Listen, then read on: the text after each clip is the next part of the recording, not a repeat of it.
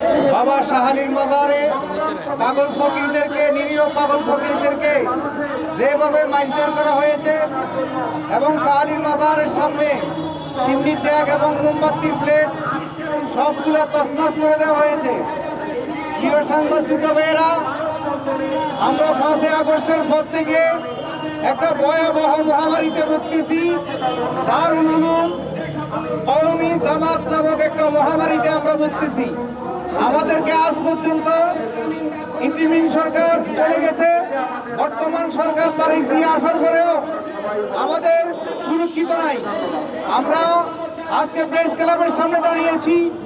আমাদের এই দরগা মাজারগুলো সুরক্ষিত থাকার জন্য পাগল ফকিরদের উপর আর যেন হামলা না হয়, সুপরিকল্পিতভাবে এ দারুল উলুম জামাত কওমি সালাফিয়ারা খুব সুকৌশলভাবে বর্তমান সরকারের সম্মান ক্ষুণ্ণ করার জন্য, বর্তমান সরকারকে ব্যর্থ প্রমাণ করার জন্য তারা উঠে পড়ে লেগেছে। তাই এই দেশে প্রশাসন আছে, মাদক নিয়ন্ত্রণ প্রশাসন আছে, পুলিশ আছে, সেনাবাহিনী আছে।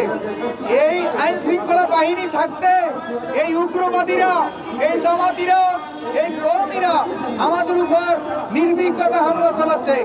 আমরা আমাদের মাজারে, আমাদের বাড়িতে, আমাদের দরবারে আমাদের কার্যক্রম করব। যদি কোনো আইন শৃঙ্খলা বাহিনী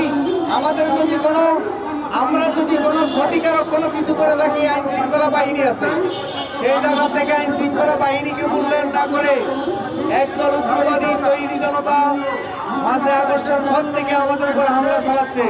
আমরা তার তীব্র নিন্দা জানাই। অতি সত্বর যদি তারেক জিয়া যদি ব্যবস্থা না নেন, তাহলে আপনি গতি ছেড়ে দেন।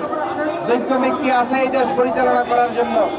আমরা অনুরোধ করব আর একটা পাগল ফকিরের উপরে যেন হামলা না হয়, সেই কথা রেখে আমি আমার বক্তব্য শেষ করলাম।